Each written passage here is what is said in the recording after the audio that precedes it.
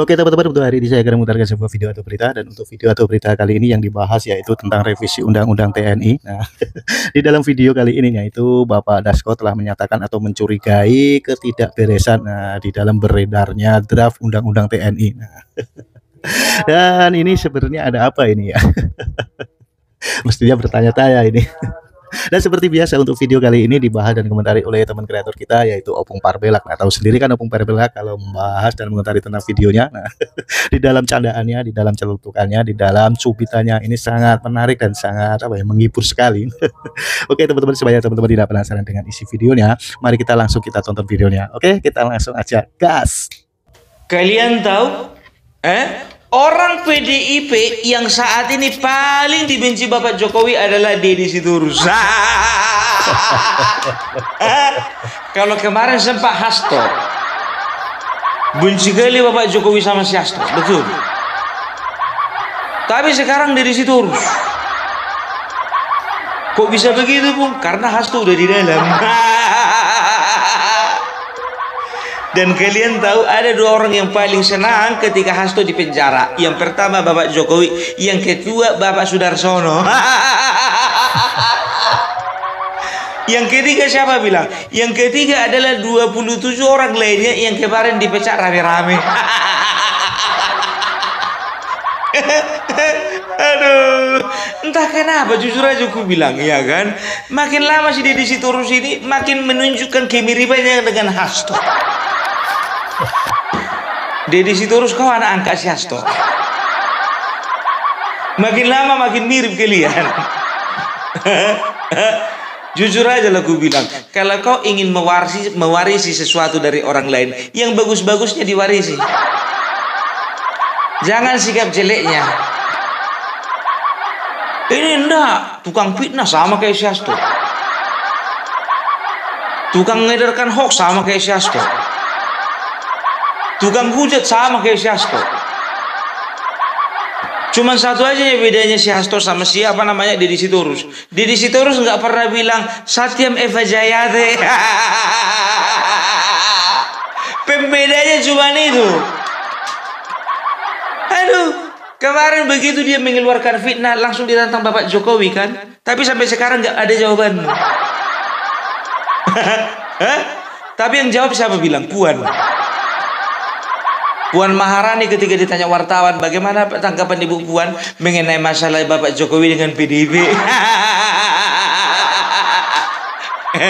Datang Ibu Puan ya kan, dibilangnya lah, ya menurut saya tolonglah untuk semua yang ada potensi memecah belah bangsa tolong dihentikan. Bu, yang pecah belah bukan bangsa Bu, tapi partai Ibu. Bagaimana tanggapan Ibu mengenai Bapak Jokowi yang mengirim utusan kata menurut Deddy Sitorus? Lihat tanya aja sama orangnya kan. Artinya apa? Artinya ya antara Deddy Sitorus dengan ya namanya Ibu Puan Maharani enggak satu bahasa. Tapi ya oleh karena Ibu Puan melihat bahwasanya Bapak Joko Widodo itu sudah ngamuk. Oh bahaya nih kalau ngamuk pikirnya kan. Langsunglah dia meminta maaf tapi dibalut dengan klarifikasi. Bu, kalau mau minta maaf aja langsung. Gak usah pakai klarifikasi. Dan tidak tahu entah kenapa ya, entah ini mana tahu tebakanku salah ya kan, mana tahu nggak ada hubungannya. Nggak tahu entah kenapa ketika Bapak Jokowi menantang seperti itu, tiba-tiba sikap PDIP di parlemen berubah. Balik kanan. Mengenai revisi Undang-Undang TNI. Revisi Undang-Undang TNI kemarin itu PDIP adalah satu partai yang menolak revisi Undang-Undang TNI.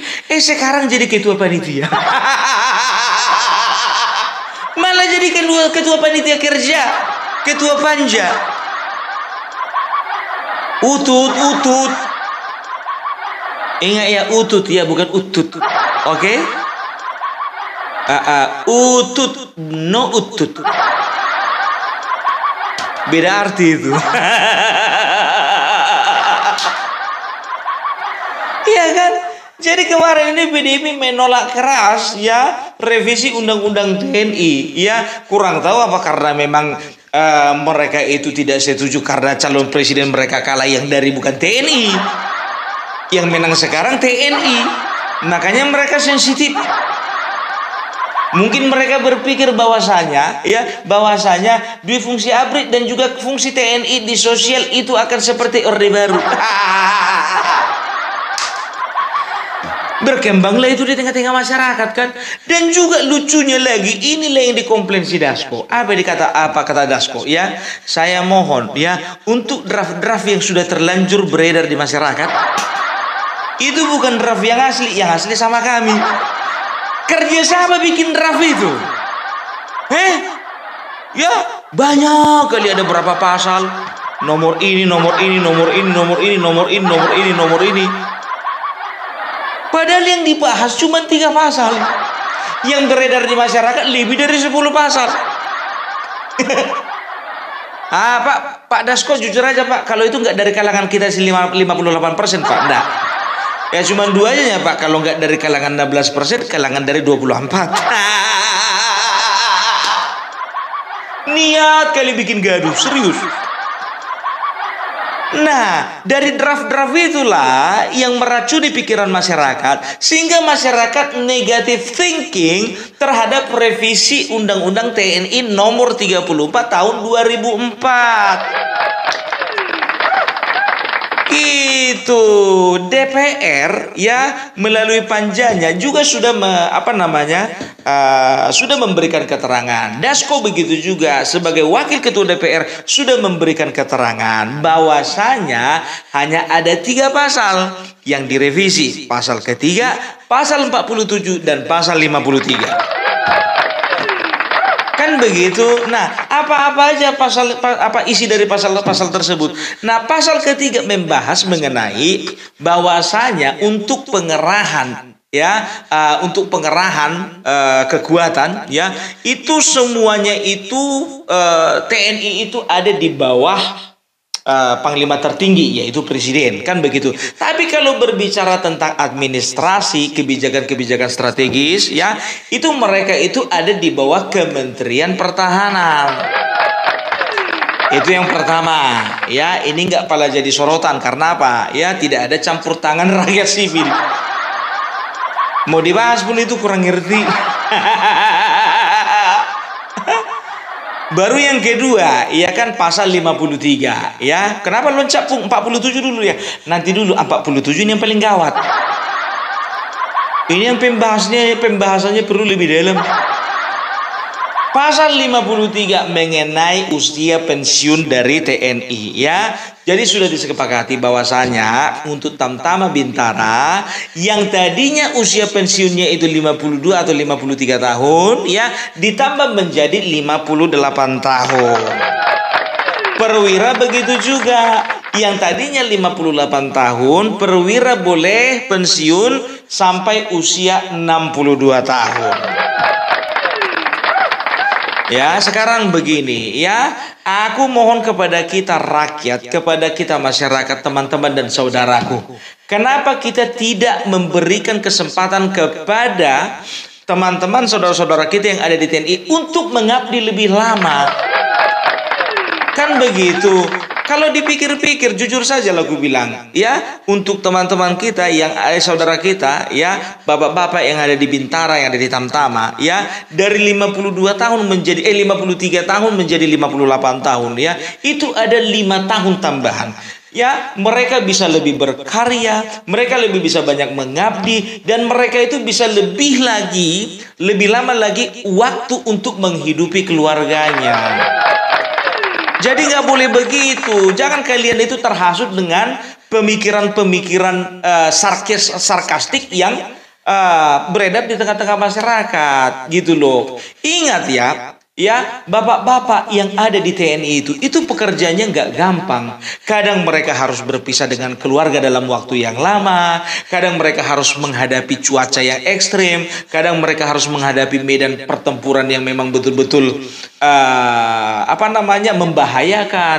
Belum lagi mereka harus kontak senjata dengan kelompok-kelompok bersenjata seperti di Papua dan di Aceh kemarin. Belum lagi mereka itu menghadapi masalah-masalah lainnya, ya, baik itu masalah yang ada kaitannya di pekerjaan ataupun juga di rumah. Itu nggak gampang loh, ya. Jadi sudah saatnya kita memikirkan, ya, kalaulah, ini ingat ya, kalaulah kita tidak bisa memberikan atau negara tidak bisa memberikan yang terbaik bagi mereka dalam bentuk kenaikan gaji yang harusnya bisa naik seperti negara lain, ya paling tidak tahun pengabdian mereka ditambah. Ini kan salah satu usaha negara untuk, ya, mensejahterakan anggotanya, mensejahterakan tentaranya, gitu loh, ya. Jadi kita jangan langsung bernegatif thinking. Begitu juga, ya, untuk bapak-bapak yang menjadi perwira, ya, mereka bisa lebih berkarya lagi, mereka bisa dengan skop yang lebih besar lagi, ya, mereka lebih lama lagi waktunya untuk mengabdi, kan begitu. Ada di ada di Kodim, ada di Kodam, ada di Mabes, ya kan. Itu dia. Jadi bisa dikatakan sudahlah, ya, kalau bisa, kalau Opung Parabelak sendiri jujur saja sebagai mantan calon tentara. Tahu kalian mantan calon tentara? Kepingin dulu jadi tentara tapi nggak jadi gara-gara pendek. Udah kalah mental duluan aku. Kalah mental. Sebetulnya bapakku bilang, ayolah kita coba lah. Bapak ini pun juga bapak kayak melahirkanku. Bapak lebih tahu tinggi badanku daripada aku sendiri. Ya udah anak, kalau ngomong seperti itu kata bapakku, ya kan. Mantan calon tentara ini biar tuh kalian. Aku banyak kali mantan calon tentara, mantan caleg, mantan calon ketua RT, mantan calon menantunya orang sana. Jadi dalam kehidupanku itu, aku itu biasa mengalami kegagalan. Ya, jadi mari kita berikan, ya, penghargaan, ya, kepada bapak-bapak yang ada di TNI, gitu. Bukankah mereka juga bagian dari kita dan kita juga ada di hati mereka? Bayangkan kalian, siapa yang menjaga kedaulatan negara ini? Siapa yang menjaga keamanan negara ini? Siapa yang menjaga keutuhan NKRI ini? Memang betul kita, ya kan? Tapi di garis depan adalah mereka. Itu dia, perlu diluruskan ini. Masa kita mau ngasih waktu pengabdian itu kepada mereka itu kita komplain, ya, harusnya kita bangga gitu loh, ya. Yang nggak bangga itu, ya itulah orang-orang yang membenci pemerintahan. Itu dia, ya. Jadi menjadi seorang tentara itu bukan pekerjaan gampang, susah. Ya, sekarang masuk ke yang pasal 47 ini yang paling jadi masalah. Ya, kenapa jadi masalah? Karena sekarang begini, ya, mereka itu orang-orang yang mempermasalahkan ini adalah orang-orang yang pertama takut kalau fungsi ABRI itu diberlakukan, ya kan? Karena takut seperti zaman Orde Baru, ya, apapun masalah di sosial, ya, itu menjadi campur tangan dari TNI, kan begitu. Nah, sekarang begini, ya, sudah aku periksa dan juga sudah aku telaah bahwasanya isi dari undang-undang tersebut tidak akan pernah membangkitkan yang namanya semangat dui fungsi ABRI di tengah-tengah masyarakat.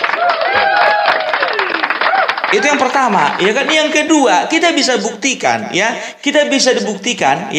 setiap pos-pos atau jabatan sipil yang ditempati oleh militer aktif, ya, itu semuanya berkaitan dengan politik dan keamanan, ya. Jadi bisa dikatakan begini, ya, contohnya Kementerian Polkam, setelah itu SAR, setelah itu BNN, setelah itu BIN, setelah itu ada Badan BNPT mengenai penanggulangan terorisme. Setelah itu lagi ada badan bagian menjaga perbatasan. Dan baru Kementerian Kelautan, ya. dan ada beberapa. Kalau di total itu semuanya ada 16 ya. Jadi semuanya itu ya boleh ditempati oleh militer aktif karena apa? Ya, karena mereka punya pengalaman di bidang itu. Gitu. Ya, mereka punya pengalaman di bidang tersebut. Baru yang kedua, alasan berikutnya ya, kenapa pos-pos yang tadi kusebutkan itu memang sepertinya lebih cocok lah ya, lebih cocok kalau prajurit ada di dalamnya. Ingat ya, ada di dalamnya, tidak seluruhnya tapi ada di dalamnya. Termasuk Mahkamah Agung ya, Mahkamah Agung dan Kejaksaan Agung ya. Karena apa ya? Untuk hal-hal yang berbicara keamanan ya, sudah pastilah bapak-bapak dari militer yang lebih paham daripada orang sipil, kan begitu, karena mereka sudah terlatih, mereka punya pengetahuan, mereka punya persiapan ya, mereka punya skill, kemampuan untuk melakukan hal tersebut gitu ya. Contohnya misalnya untuk penanggulangan terorisme ya kan sudah pasti lebih cocok bapak-bapak yang di TNI daripada yang di kantor pos. Iya kan? Begitu juga BNN. Ya, BNN kan udah lebih cocok bapak-bapak yang di TNI ya daripada yang kerja di bank. Begitu juga untuk penanggulangan bencana alam ya, tim SAR ya. Itu juga lebih cocok. Karena apa? Mereka itu dilatih ya dalam berbagai kondisi, berbagai keadaan, berbagai medan ya. Mereka itu sudah siap sedia dengan segala kemungkinan yang ada. Itu dia, mana lebih cocok ya, bapak-bapak yang ada di militer atau bapak-bapak yang tamatan kuliah ekonomi?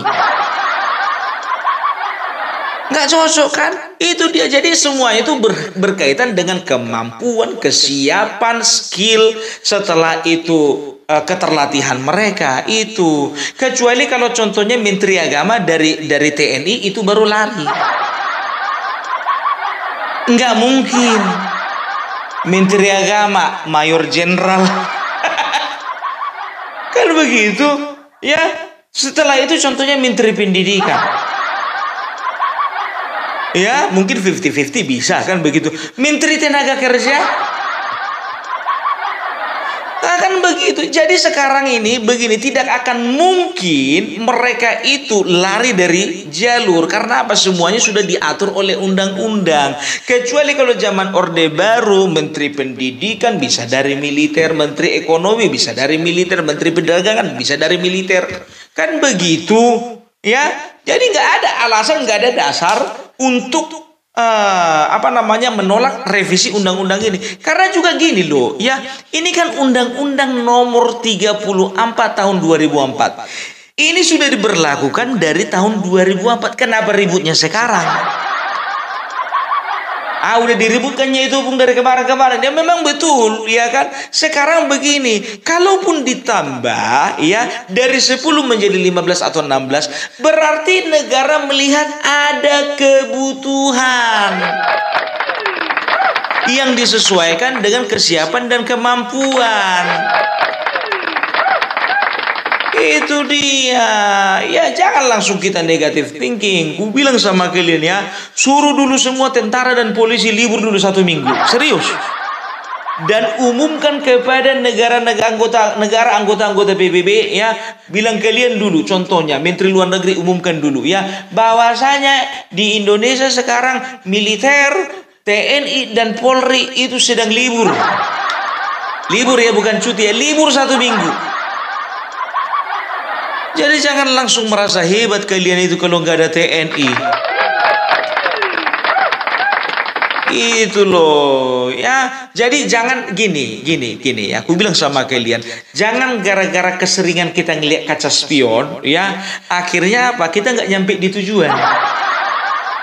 Jangan karena mungkin kalian mengalami trauma masa lalu, apalagi aktivis-aktivis yang ngumpul kemarin itu ya, mungkin kalian mengingat trauma masa lalu ya kan, itu aja kalian ingat-ingat. Jadi seolah-olah TNI itu nggak ada perbaikan. Nggak boleh seperti itu, fair dong kita gitu. Biarkan mereka bekerja dengan profesional, mereka bekerja dengan sebenar-benarnya mereka menjalankan tugas dan tanggung jawab mereka, pasti ada perbaikan. Masa mau gitu-gitu aja, kan nggak mungkin kan begitu ya. Jadi artinya apa ya, kita harus bisa menatap ke depan gitu. Kemarin waktu Menteri Pertahanannya Bapak Prabowo kok nggak ada kayak gitu teriak kalian. Sekarang Bapak Prabowo jadi presiden teriak-teriak. Aduh, tapi nggak ada hubungannya ya, nggak ada hubungannya. Jadi itulah yang mau aku sampaikan sama kalian ya. Aku berharap dan juga aku sampaikan juga bagi bapak-bapak ya, yang terhormat, bapak-bapak yang kami sayangi, kami cintai, yang ada di TNI, ya Polri juga. Nah ini kalian suka kali kayak gitu. Apalagi teman-teman yang di Jawa Tengah, jangan dulu tahu apa kalian hidup di masa lalu dulu. Udahlah, nggak usah lagi ada rambu sambu lagi ah. Nggak usah lagi ya. Ya jadi untuk Andika Perkasa, Ahmad Lutfi, aku pun juga nggak bisa lepas dari ingatanku mereka berdua ini. Apalagi Opung Parbelak selalu yang menyuarakan di Jawa Tengah. Tapi itu dia, ya kan, TNI Polri adalah ya lembaga penegak hukum yang ada di hati masyarakat. Ya, oleh karena itu makanya kita berikanlah mereka sebuah penghargaan. Kalau aku katakan ini sebuah penghargaan gitu loh.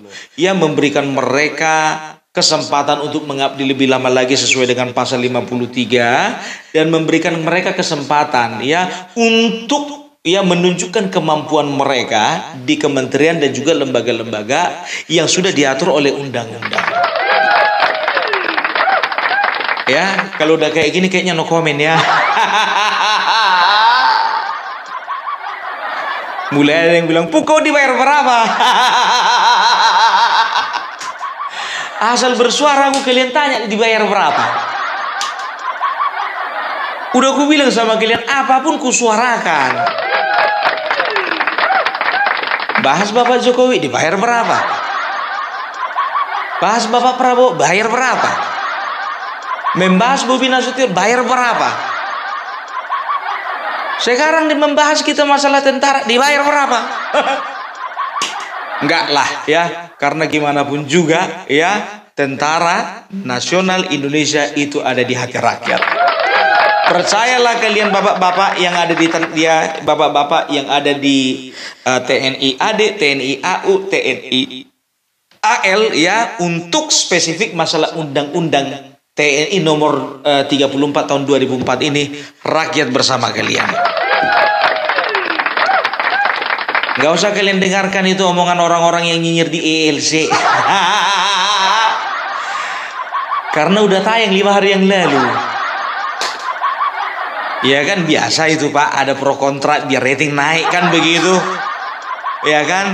Tapi gimana pun juga ya, kami selalu sejalan dengan pemerintah. Apapun yang dilakukan pemerintah itu adalah yang terbaik. Loh, berarti pun kembali lagi masalah umur yang apa namanya yang ditambah itu, berarti ada kos tambahan dong nantinya. Loh, kenapa enggak? Lebih bagus kos tambahan itu digunakan untuk membayar gaji mereka ya, untuk perpanjangan 5 tahun kepada beberapa ribu prajurit daripada dikorupsi. Iya kan, daripada dikorupsi. Coba bayangkan kalian, 100 hari Bapak Prabowo sudah terbongkar. Ada yang 1000 triliun. Ada yang 237 triliun. Kalau dikumpul-kumpul itu bisa ngumpul 2000 triliun. Itu aja dimasukkan ya, sebagian dimasukkan untuk menggaji prajurit ya, dengan tambahan waktu ya. Itu bisa dikatakan ya sepertinya cukup. Kita harus optimis untuk bangsa ini gitu loh ya. Jadi tapi ini jujur saja aku bilang, ini harus berimbang juga ini ya. Ini kan kontras kemarin itu menggeruduk oleh karena apa? Oleh karena mereka mencium ya ada permainan gitu. Kenapa terkesannya terburu-buru ya? Untuk teman-teman yang di kontras pun juga tidak boleh terlalu sensitif kan begitu ya. Kalau memang contohnya tidak setuju atau tidak suka ya bikin audiensi kan begitu ya. Kalau mentok mau bilang apa? Itu dia ya. Jadi begitu juga untuk teman-teman ya yang ada di DPR ya. Ini permohonan kami nih dari rakyat. Kalau bisa jangan cuman undang-undang TNI ini yang disegerakan. Segerakan juga dong pengesahan undang-undang perampasan aset. Yuk semangat yuk. Jangan cuma revisi undang-undang TNI ini ya. PDIP mau jadi ketua panitia kerja untuk undang-undang perampasan aset, yuk mau jadi ketua panja juga dong, yuk. Kami sangat mendukung untuk dewan-dewan yang ada di PDIP untuk menjadi ketua panitia kerja untuk pengesahan rancangan undang-undang perampasan aset menjadi undang-undang perampasan aset. Aduh, kok lama banget ya? Yuk, fair kita yuk, fair. Jangan cuma yang ini, undang-undang perampasan aset gimana? Biar lengkap, biar makin maju, biar makin kencang negara ini berlari. Itu, udah jelas ya. Jadi itu dulu dari Opung Parbelak mengenai revisi Undang-Undang Nomor 34 Tahun 2004 ya, Undang-Undang TNI ya. Mudah-mudahan ini boleh menjawab sedikit saja rasa penasaran kalian. Gitu ya. Jadi semangat terus untuk bapak-bapak yang ada di TNI, baik TNI Angkatan Udara, Angkatan Darat, Angkatan Laut, rakyat bersama kalian. Salam Parbelak, salam NKRI harga mati. Salam. Oke, terima kasih teman-teman yang sudah menonton videonya. Itulah keseruan Parbelak membahas dan mengomentari tentang isi videonya, yaitu revisi undang-undang TNI. Dan gimana menurut pendapat teman-teman? Nah, apabila teman-teman ada saran atau ada pendapat, silahkan komen di kolom komentar. Sampai jumpa di video selanjutnya. Selamat beraktivitas. Sampai jumpa.